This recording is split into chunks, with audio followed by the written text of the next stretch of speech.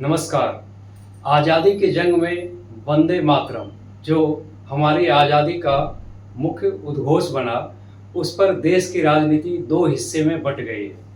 भाजपा की मोदी सरकार ने अभी एक कानून में संशोधन किया, राष्ट्रीय सम्मान अपमान निरोधन विधेयक। उसके ज़रिए उन्होंने ये तय किया इस कानून के ज़रिए कि वंदे मातरम को पूरा का पूरा गाया जाएगा। लेकिन कांग्रेस की कार्य समिति में आज फैसला लिया गया है कि पहले की तरह इस राष्ट्रीय गीत को का सिर्फ दो ही एजेंडा गाया जाएगा।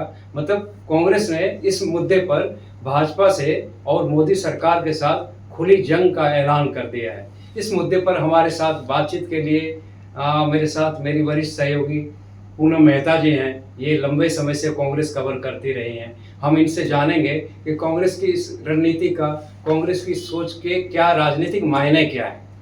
पूनम जी, आप बताएं कि क्यों वो रिजिड है कि दो ही स्टेंजा गाएगी कांग्रेस। देखिए हिमांशु जी, आज कांग्रेस कार्य समिति की बैठक थी और इस बैठक में जिस तरह से इस पूरे मुद्दे पर विवाद हो रहा था, इसको लेकर चर्चा हुई और इस चर्चा में कहा गया कि 1937 में कांग्रेस की ऐसी ही एक सीडब्ल्यूसी की बैठक थी जिसमें महात्मा गांधी, सुभाष चंद्र बोस, जवाहरलाल नेहरू, आचार्य कृपलानी से लेकर गुरुदेव रविंद्रनाथ टैगोर स्वयं मौजूद थे और उस समय तय किया गया कि इसके जो प्रथम दो पद हैं केवल उनका ही गान किया जाएगा। लिहाजा कांग्रेस ने आज की बैठक में राष्ट्रीय अध्यक्ष ने उस समय के प्रस्ताव को पढ़कर भी सुनाया और ये तय किया कि पार्टी पूर्व की भांति केवल दो पद का गान ही करेगी। इसको लेकर जो कांग्रेस के संगठन महासचिव हैं केसी वेणुगोपाल, जब उनसे मीडिया ने सवाल किया तो उन्होंने साफ तौर पर कहा कि वंदे मातरम कांग्रेस के लिए भावनात्मक मुद्दा है। वो इस मुद्दे पर राजनीति नहीं करना चाहते हैं, इसलिए वो स्पष्ट तौर पर कहना चाहते हैं कि पार्टी का जो फैसला था, कार्य समिति का जो प्रस्ताव था, उसका ही वे अनुसरण करेंगे। तो इस तरीके से आप साफ तौर पर कह सकते हैं कि आजादी का जयघोष अब अपनी आजादी और पूर्ण गान और अपूर्ण गान के मझधार में दिख रहा है। लेकिन ये बड़ा टेक्निकल सवाल है कि एक तरफ संसद ने ये कानून पारित किया है जिसमें कहा गया है कि सारे के सारे स्टेंजा गाना अनिवार्य है। अपमान होने पर आपको पता ही है, आप संसद भी कवर करती हैं कि सजा का भी प्रावधान है। तो कांग्रेस ने अचानक ये क्यों मोर्चा खोला कि दो ही स्टेंजा गाएंगे। आपको पता होगा, आपने ही ये रिपोर्ट की थी कि जब स्वतंत्रता दिवस के अवसर पर कांग्रेस मुख्यालय में झंडा फहराया गया था, क्या विवाद था, आपसे बात छुपी नहीं थी। उसमें कांग्रेस ने ये स्पष्ट लाइन नहीं ली थी।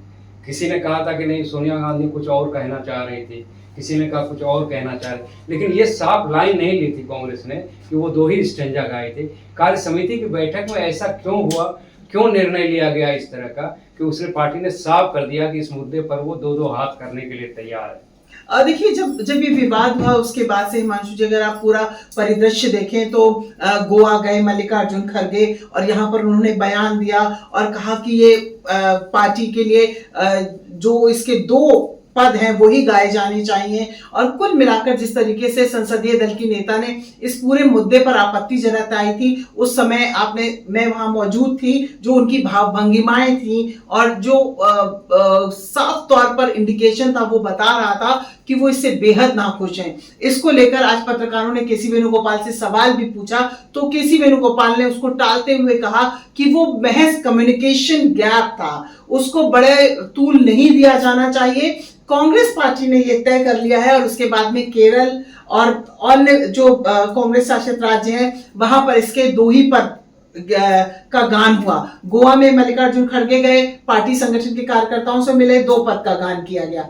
तो कुल मिलाकर पार्टी ने जो उसकी किरकिरी 15 अगस्त स्वतंत्रता दिवस के दिन हुई थी, इसमें भले ही कम्युनिकेशन गैप रहा, पार्टी के वरिष्ठ नेताओं ने अत्यंत वरिष्ठ नेताओं को सूचित नहीं किया, पर इसके मूल में कांग्रेस की एक भूल है जिसको सुधारने की बजाय पार्टी ने इस तरीके से पूरे मुद्दे को ही अलग रुख देने की तैयारी कर ली है और उसको लगता भी है कि इस मुद्दे से वो एक बड़े वर्ग को, जो एक बड़ा वोट बैंक है इस देश का, उसको अपनी तरफ कर सकती है और 5 राज्यों का चुनाव आसन्न है, तो ये सब वो मुद्दे हैं जिसको देखकर कांग्रेस ने इस विषय पर ना मोर्चा खोल दिया है और वो साफ तौर पर कह रही है कि वो केवल 2 पद का ही गान करेगी। लेकिन जिस तरीके से संसद में कानून बना है हिमांशु जी, अब इसको राष्ट्रगान की तरह ही सम्मान प्राप्त है। ये हमारे राष्ट्रगान की तरह ही उच्च पद पर सुशोभित होता है। इसका गान हमारी अस्मिता से जुड़ा हुआ है। अब इसके मान और अपमान को लेकर जिस तरह से राजनीति हो रही है, वो कहीं ना कहीं इस बात का संकेत दे रही है कि राजनीतिक दल आजादी के इस प्रशस्त गान को किस तरह से राजनीति की आड़ में ले रहे हैं और इस पर कर रहे हैं अपने अपने विचार व्यक्त और प्रस्तावों को लाकर अपनी रणनीति का खुलासा। अच्छा, आप भी संसद कवर करती हैं, मैं भी संसद कवर करता हूं। अभी पिछले दिनों वंदे मातरम पे लंबी चर्चा हुई थी, पक्ष विपक्ष में इसमें तर्क दिए गए थे। लेकिन ये सच्चाई ये भी है कि जो शुरू में जो इनके रचयिता है बंकिम चंद्र चटर्जी जी ने 2 ही स्टेंजा रचे थे, जो प्रियंका गांधी के हवाले से और जो इनके विपक्ष में थे उनके हवाले से आया। बाद में जब आनंद मठ की रचना की उन्होंने, तो उसका अलग से उन्होंने 3-4 स्टेंजे इसमें जोड़े। तो आपको क्या लगता है कि कांग्रेस, जैसे अब भाजपा आरोप लगाती है कि मुस्लिम अपीजमेंट के कारण कांग्रेस को सिर्फ मुसलमान वोट से मतलब है, इसलिए ये जो आज़ादी का उद्घोष बना था किसी समय में, उसका वो कांग्रेस विरोध कर रही है। तो कांग्रेस को क्या वाकई क्या रणनीति, इससे कांग्रेस को क्या हासिल होगा ये पूरे वंदे मातरम का विरोध करके? क्या दूसरा सवाल मेरा ये है, ये जो आज़ादी वाली बात है, आपने कहा रविन्द्रनाथ टैगोर जी थे उसमें और सारी बड़ी बड़ी शख्सियत थी जिन्होंने तय किया था कि भाई 2 ही स्टेंजा है, चूंकि पहले बंकिम जी ने यही लिखा था। तो उस इस पे धरातल पे कांग्रेस खड़ी है। तो अब कांग्रेस की क्या है कि इसको पूरे जो भाजपा पर कांग्रेस आरोप लगाती है ये बहुसंख्यकवाद की राजनीति करती है, भाजपा आरोप लगाती है कि सिर्फ इनको अल्पसंख्यक अपीजमेंट से मतलब है। तो ये राजनीति किस तरफ जाएगी इस विवाद के बाद? देखिए हिमांशु जी, आपके दोनों ही प्रश्न बहुत गहरे हैं। मैं सबसे पहले आपके पहले प्रश्न का उत्तर देती हूँ। आपने कहा कि इसमें जो आरोप प्रत्यारोप है, जो राजनीति है, वो कहा जा रहा है कि एक वर्ग को संतुष्ट करने के लिए है। तो जिस तरीके से प्रियंका गांधी ने सदन में जब इस पर चर्चा हुई, राज्यसभा में तो विपक्ष ने बहिर्गमन कर दिया था इस पर, तो उनकी जो गंभीरता है इसका अंदाजा उस बात को भी देखकर लगाया जा सकता है।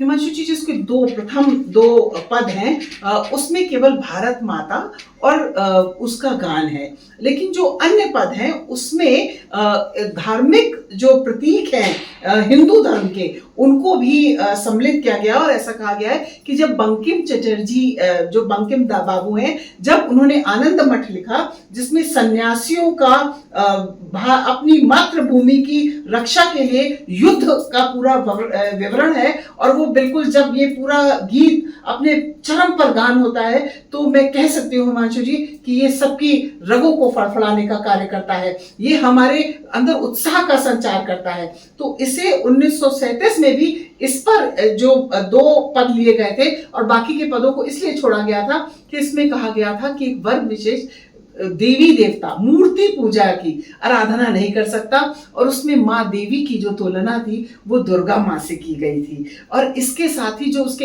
अन्य जो कहा जाता है कि आनंद मठ के लिए बंकिम दा ने बाकी के सारे जो पद हैं वो लिखे हैं, तो उसको लेकर जो आपत्ति थी शुरू से, उस समय उसको स्वीकार किया गया। देश काल परिस्थितियां बदली, आज 8 दशक की हमारी आजादी हो गई, लेकिन बावजूद इसके 2 ही पद चलते रहे।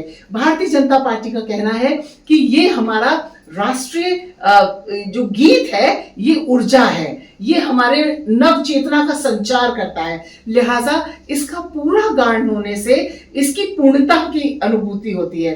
क्योंकि उस समय ये भी कहा जाता है कि जिन्ना भी उस जो बैठक थी उसमें मौजूद थे, और उन्होंने और उनके साथ कुछ लोगों ने आपत्ति जताई थी जिस पर बाकी सबने सहमति जताई थी।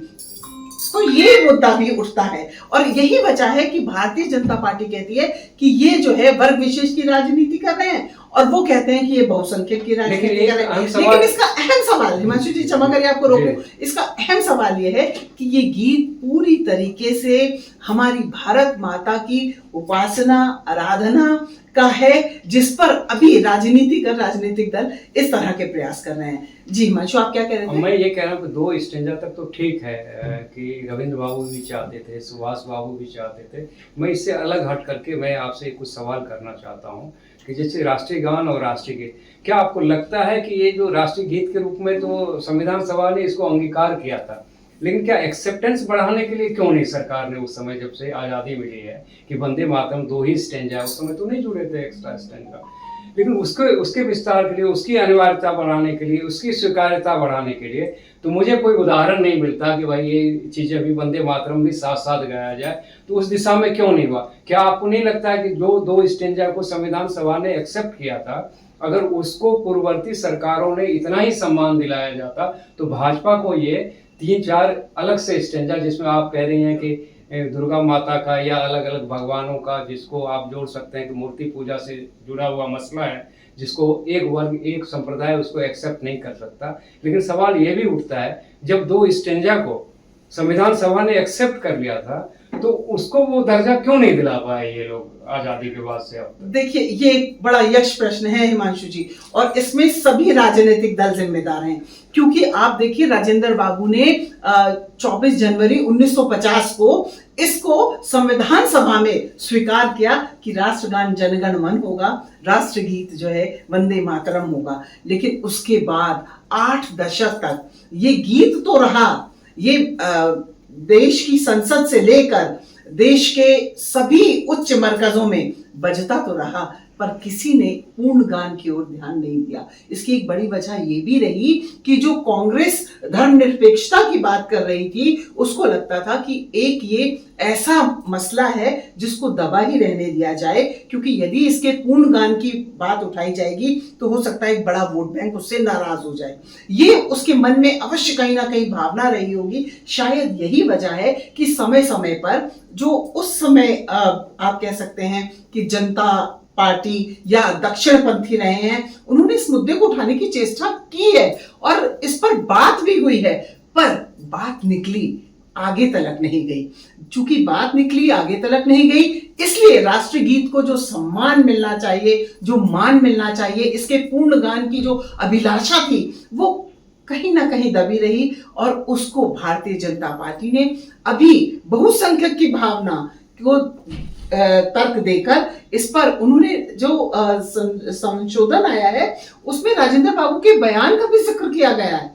इसको लेकर विपक्ष ने आपत्तियां भी की थी कि केवल आप उनके लिखे एक पत्र के अनुसार इसको ऐसा नहीं कर सकते हैं। लेकिन जो संशोधन था हिमांशु जी, उसको अगर आप पढ़ें तो उसमें साफ तौर पर वर्णित किया गया है कि इसका पूरा गान क्यों आवश्यक है, क्यों इसको राष्ट्रगान के बराबर सम्मान का हकदार है ये राष्ट्रीय गीत, और क्यों इसके पूरे जो पद हैं उनके गान की संस्तुति है। कुल मिलाकर आपने देखा और सुना, इससे एक चीज साफ हो जाती है कि ये जो वंदे मातरम है आज़ादी से लेकर के अब तक राजनीतिक हथियार बनकर रह गया है। अब ये नए सिरे से भाजपा बनाम कांग्रेस के लिए राजनीतिक हथियार का माध्यम है। भाजपा कांग्रेस पर मुस्लिम तुष्टीकरण का आरोप लगाएगी, और कांग्रेस ये इन पर आरोप लगाएगी कि बेवजह ये सामाजिक सांप्रदायिक विभेद पैदा करना चाह रही है इसके जरिए भारतीय जनता पार्टी। तो ऐसे वीडियो देखते रहने के लिए लगातार अमर उजाला यूट्यूब चैनल पर हमारे संपर्क में रहें। तब तक के लिए मुझे और पूनम मेहता जी को इजाज़त दीजिए। नमस्कार। अगर आप ये वीडियो YouTube पर देख रहे हैं तो हमारे चैनल को सब्सक्राइब कर बेल आइकन दबाएं, और Facebook पर देख रहे हैं तो हमारे पेज को लाइक करें।